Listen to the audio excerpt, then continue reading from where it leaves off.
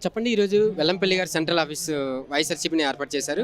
ఖచ్చితంగా సెంట్రల్‌కి సంబంధించి వైఎస్ఆర్సీపీ ఎగురుతుందా?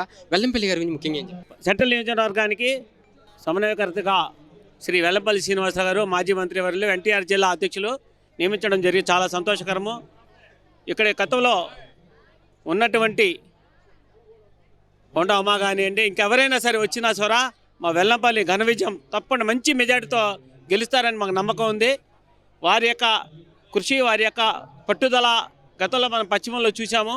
తప్పకుండా ఇక్కడ కూడా మంచి మెజార్టీతో గెలిచి వైఎస్ఆర్సీపీ జెండా రెపరెపలాడుతారని చెప్పి మేము గర్వంగా చెప్పగలుగుతున్నాం. పశ్చిమ నియోజకవర్గంలో చాలా అభివృద్ధి చేశారు.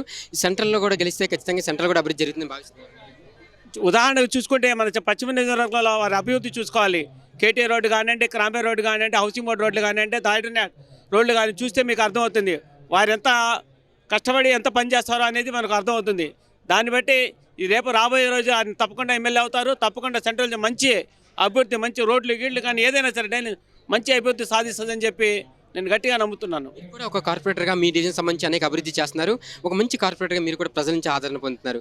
మిమ్మల్ని కార్పొరేటర్గా నియమించిన వెల్లంపల్లి గారికి అసలు మీ సాన్నిధ్యం ఏం చెప్తారు? మా డివిజన్కి గతంలో చూసుకుంటే ఎన్నో సమస్యలు ఉండేవి. కొన్ని సమస్యలు అసలు తీరని గతంలో వాళ్ళు చెప్పారు, ఏది చేయలేదు.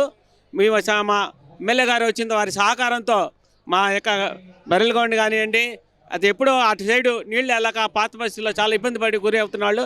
దానికి కింద కలవటి నిర్మాణం కూడా చేపడటం జరుగుతుంది 50 లక్షలతో. అదిగా రోడ్లు కానీ డ్రైనేజీలు కానీ అన్నీ వారి ద్వారా మేము అభివృద్ధి చేసుకోవడం జరిగింది. ప్రజలు చాలా సంతోషంగా ఉన్నాం. మళ్ళీ మాకు వస్తారనుకున్నాం కాబట్టి జగన్మోహన్ రెడ్డి ఆదేశాలనుసారం మన సెంట్రల్ నియోజకవర్గంలో కూడా నియమించడం వారి తప్పకుండా ఈ కూడా విజయం సాధిస్తారని చెప్పి సెంట్రల్ నియోజకవర్గంలో కూడా తక్కువ మంచి అభివృద్ధి చేస్తారని చెప్పి నేను గట్టిగా నమ్ముతున్నాను. ప్రత్యర్థులందరూ కూడా ఏకమవుతున్నారు. అంటే షర్మిల గారు కూడా తోడయ్యారు. విమర్శలు చేస్తున్నారు జగన్ పైన. ఎలా ఉండబోతున్నాయి? అంటే ప్రతికూల పరిస్థితులు ఉండబోతుందా, లేదంటే వారు వన్ సైడ్ అని మళ్ళీ జగన్మోహన్ రెడ్డి వారు మా జగన్మోహన్ రెడ్డి సింహం లాంటి వాళ్ళు ఎంతమంది గుంపులుగా వచ్చినా సరే ఏం పీకలేరు, ఏం చేయలేరు. రాబోయేది జగన్మోహన్ రెడ్డి గారే తప్పకుండా మళ్ళా సీఎం